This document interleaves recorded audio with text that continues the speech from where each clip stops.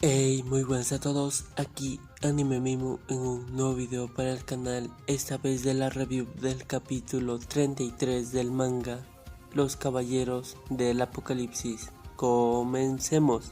Bien, el capítulo comienza con Percival y Donnie entrando al pueblo y Percival se presenta ante todos, mientras que Donnie agradece la cálida bienvenida y les pregunta si no tendrán una taberna. En ese momento, un viejo de aspecto grande aparece y les dice que no tenían una taberna, pero ellos fabricaban su propia cerveza.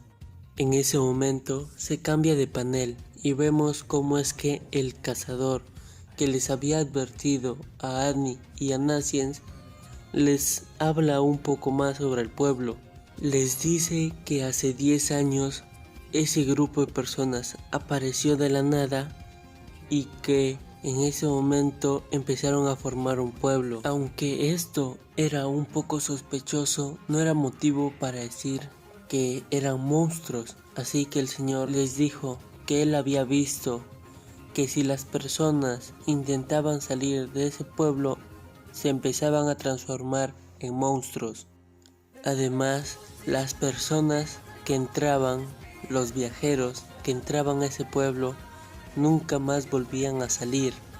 En ese momento, Naciens y Annie recuerdan que Sin les había contado un poco sobre una leyenda de los ogros que devoraban a hombres, así que el cazador les dice que no intenten entrar porque es muy peligroso. Sin embargo, ellos dicen que deben rescatar a sus compañeros y le piden más información al cazador. En ese momento volvemos a ver a Percival y a Donnie, quienes estaban disfrutando, al menos Donnie, de la cerveza que le habían traído los aldeanos. Sin embargo, sintió un sabor extraño, pero aún así igualmente le agradaba. También notó de que el pueblo estaba demasiado tranquilo, que los aldeanos estaban muy silenciosos. Sin embargo, el anciano, que parecía ser el líder, les dice de que ellos, o sea los aldeanos, no podían hablar la lengua de Britania. En ese momento, Percival les dice que no importa si no conocen la lengua, no necesitan el idioma para transmitir sus sentimientos. Mientras se puedan leer los corazones, pueden ser amigos. En ese momento, Donnie felicitó a Percival por tremenda frase que se aventó. Sin embargo, Percival le dice que esto se lo decía su abuelo a él. Así que Donnie le empieza a bromear con que lo había robado la frase. Mientras estos dos conversaban, el anciano empezó a mirar fijamente el mango de la espada de Percival. En ese momento aparece Sin, que estaba en el techo de una casa, y le pregunta ¿quién eres? al anciano que parecía ser el líder. Menciona que vio al pájaro en Kant y que sabe que alguien está que utiliza a esa ave para poder vigilarlos. Así que le pregunta si estaba buscando a Percival o al ataúd de la oscuridad eterna, o quizás a ambos. En ese momento, Donnie le dice a Sin que deje de preocuparse, y Percival le dice que todos son muy amables, y en ese momento menciona su nombre. El anciano, al descubrir que el nombre del zorro era Sin, se empezó a reír un poco, a lo que Sin le preguntó qué era tan gracioso, y el anciano le habló a Sin de que lo siguiera a un lugar más privado para conversar. Mientras el líder llevaba a Sin a un lugar más privado, les da una orden a los demás aldeanos que les den más comida a Percival y a Donnie. Y entonces los aldeanos le empiezan a servir más comida a Donnie y a Percival, quienes recordaron que no habían comido nada en Kant, así que empezaron a comer rápidamente y dijeron que el sabor de la carne tenía un sabor extraño, pero que aún así les agradaba. Mientras tanto, se ve cómo es que el anciano le decía a Sin que había hecho bien en lograr descubrir su verdadera identidad. Sin embargo, que debía de estar cansado después de un gran viaje, así que podía descansar en ese lugar. Entonces, se ve cómo es que Annie y Naciens estaban hablando con el cazador para encontrar algún método de entrar a ese pueblo y rescatar a sus amigos. Entonces el cazador les enseña cómo es que hay una frontera del pueblo marcado con piedras para que así los aldeanos monstruos no salgan. Y también les dice que la única manera de poder salvar a sus amigos es creando una distracción lo suficientemente grande como para poder entrar y sacarlos.